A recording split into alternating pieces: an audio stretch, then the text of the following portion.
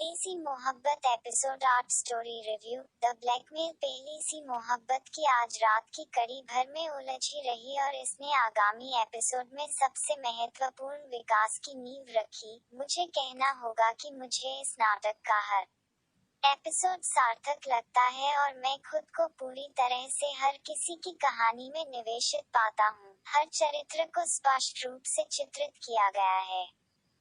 इन सभी पात्रों को भी स्तरित किया गया है, इसलिए हर बार आश्चर्य होता है। इसके अलावा अब तक का नाटक और भी अच्छा रहा है। आज रात निग्गी के ट्रैक ने हल्के फुल्के क्षणों को अन्यथा गंभीर एपिसोड में जोड़ दिया।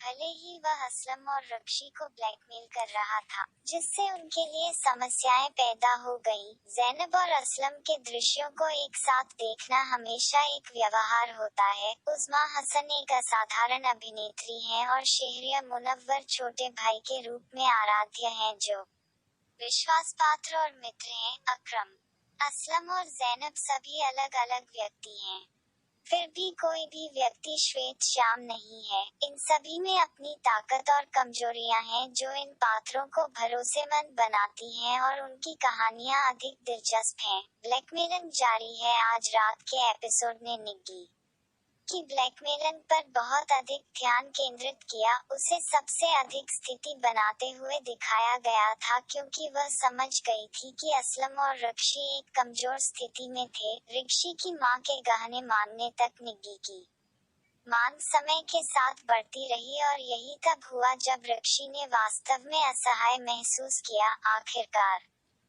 नरगिस इसमें कदम रखने जा रही हैं और वह तब है जब रक्षी आखिरकार उनकी सराहना करने लगेगी। भले ही निग्गी ब्लैकमेलर हो, लेकिन उसके दृश्य हल्के फुल्के रहे हैं और भूमिका निभाने वाली अभिनेत्री ने अपने हल्के फुल्केपन को पूरी तरह से भुनाया है। उसी समय माया अली ने यह समझना आसान बना दिया कि इस ब्लैकमेलन के कारण रक्षी क्या कर रहा था। दूसरी ओर असलम केवल प्रवाह के साथ जा रहा था और परिणामों के बारे में ज्यादा नहीं सोच रहा था। इस ट्रैक के माध्यम से राखी अंततः निग्गी पर भरोसा करना शुरू कर देगी। यही मैं अब तक स्क्रिप्ट के बारे में वास्तव में सराहना करता हूँ। सब कुछ महत्वपूर्ण होता है। प्रस्ताव। हमें आज पता चला कि नवाज का बेटा वही आदमी है जो ज़ैनब के प्यार में था। यह एक और ट्रैक है जो कहानी में अन्य पटरियों से जुड़ा होगा। रक्षी उस समय बहुत छोटा था और इसलिए नहीं जानता कि यह वही आदमी है। फैजुल्लाह अपनी बेटी की शादी एक बड़े आदमी से करने के लिए तैयार है, लेकिन नरगिस एक बार फिर निष्पक्ष हो रही हैं। नरगिस का किरदार इस नाटक में सर्वश्रेष्ठ महिला चरित्र है। वह करुणामयी है और साथ ही वह जानती है कि जब वे इसके लायक होते हैं तो किसी को कैसे बताना है। नरगिस के रूप में राबिया भट्ट शानदार हैं। उसे धोखा दिया गया है और कड़वा होने के बजाय वह नहीं चाहती कि रक्षी को उसी तरह से धोखा दिया जाए। प्रस्ताव के बारे में जानने के बाद असलम ने अपनी बहन से मिलने का फैसला किया ताकि वह उससे सलाह ले सके। रक्षी उस तरह की लड़की नहीं है जो अपनी राय दे सकती है, इसलिए इस प्रेम कहानी के आगामी एपिसोड में कुछ दुखद मोड़ लेने की संभावना है। मुझे अकरम के साथ फैजुल्लाह की बातचीत पसंद आई। उन्होंने समझदारी से स्थिति को संभाला। अकरम एक आवेगी मूर्ख है जो लगातार इस बात से चिंतित रहता है कि दूसरे क्या सोच रहे हैं और किस बारे में बात कर रहे हैं। बेटियों के बारे में उनके संवाद दुखद थे।